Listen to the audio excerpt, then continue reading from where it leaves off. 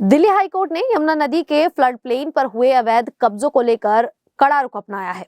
Flood plain वो इलाका होता है जहां बाढ़ के समय नदी का पानी फैलता है, इसीलिए वहां किसी भी तरह का निर्माण लोगों की जान और संपत्ति के लिए खतरनाक होता है। कोर्ट ने 31 दिसंबर 2025 को दिए अपने फैसले में डीडीए को आदेश दिया कि 10 जनवरी 2026 तक पूरे फ्लड प्लेन क्षेत्र को अवैध अतिक्रमण से खाली कराया जाए। अदालत ने साफ कहा कि चाहे वो मकान हो, शेड हो, दरगाह हो, मस्जिद हो या फिर कब्रिस्तान जैसे धार्मिक ढांचे ही क्यों ना हो, अगर वे अवैध हैं तो उन्हें हटाया जाएगा। कोर्ट का कहना है कि यमुना नदी दिल्ली की जीवन रेखा है, लेकिन अतिक्रमणों की वजह से नदी की सफाई और पानी का बहाव प्रभावित हो रहा है, जिससे हर साल बाढ़ में भारी नुकसान होता है। इसीलिए ये फैसला लोगों की सुरक्षा, पर्यावरण संरक्षण और यमुना नदी को बचाने के लिए बहुत जरूरी है। इस मामले की शुरुआत कई साल पुरानी शिकायतों से हुई है। यमुना के जिस इलाके में बाढ़ के समय पानी भर जाता है, वहां कुछ लोगों ने सरकारी जमीन पर बिना इजाजत के कब्जा कर लिया। कहीं लोगों ने घर बना लिए तो कहीं धार्मिक जगह बताकर निर्माण कर दिया गया। खासकर 9 गज पीर दरगाह के आसपास हाल के वर्षों में काफी तेजी से कब्जे हुए हैं। कोर्ट को बताया गया कि करीब 10 साल पहले वहां ना तो कोई कब्रिस्तान था और ना ही कोई इमारत। ये सब बाद में बनाया गया है। इसके लिए पेड़ काटे गए और जमीन को खाली किया गया। जांच में कोर्ट ने माना कि ये सभी कब्जे गैर कानूनी हैं और इससे पर्यावरण को नुकसान हो रहा है। पेड़ कटने से मिट्टी कमजोर हो गई है और बाढ़ का खतरा बढ़ गया है। कोर्ट ने साफ कहा कि बाढ़ वाले इलाके में किसी भी तरह का पक्का निर्माण नहीं हो सकता।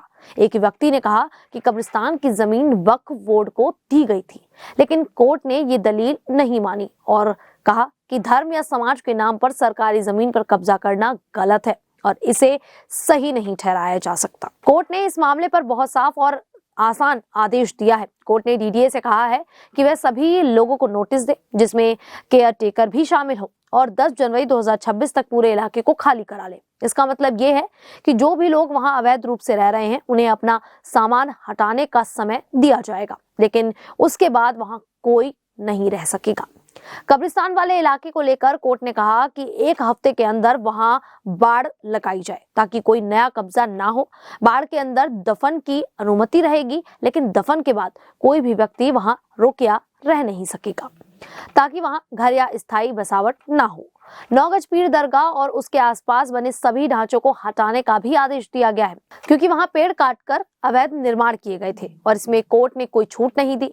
इसके अलावा कोर्ट ने दिल्ली मेट्रो पर भी सख्ती दिखाई। मेट्रो यमुना के डूब क्षेत्र में मशीनें और प्लांट चला रही थी, जो नियमों के खिलाफ था। कोर्ट ने कहा कि 31 मार्च 2026 तक सारी मशीनें हटाकर इलाका साफ किया जाए और डीडीए को सौंप दिया जाए।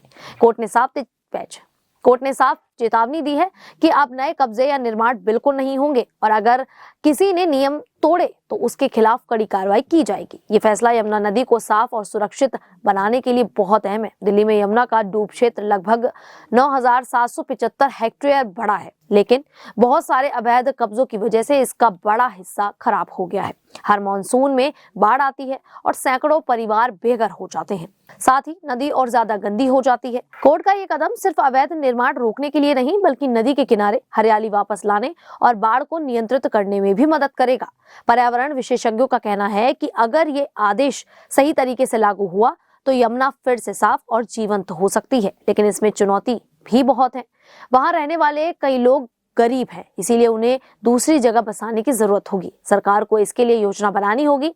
वक्फ बोर्ड जैसे संगठन भी कोर्ट के फैसले का पालन करें। अगली सुनवाई 27 जनवरी 2026 को होनी है, जिसमें अदालत पूछेगी कि आदेश का सही पालन हुआ है या फिर नहीं। अगर डीडीए और डीएमआरसी समय पर काम नहीं करते तो कोर्ट और कड़े कदम उठा सकती है। कुल मिलाकर ये फैसला कानून और पर्यावरण दोनों के लिए एक मिसाल है। खैर, दिल्ली हाई कोर्ट के इस फैसले को लेकर आप लोगों की क्या राय है, आप हमें कमेंट करके जरूर बताइएगा। अभी के लिए इतना ही, फिर हाजिर होंगे ऐसी ही देश और दुनिया से जुड़ी बड़ी खबरों के साथ। तब तक के लिए देखते रहिए द न्यूज़ 15।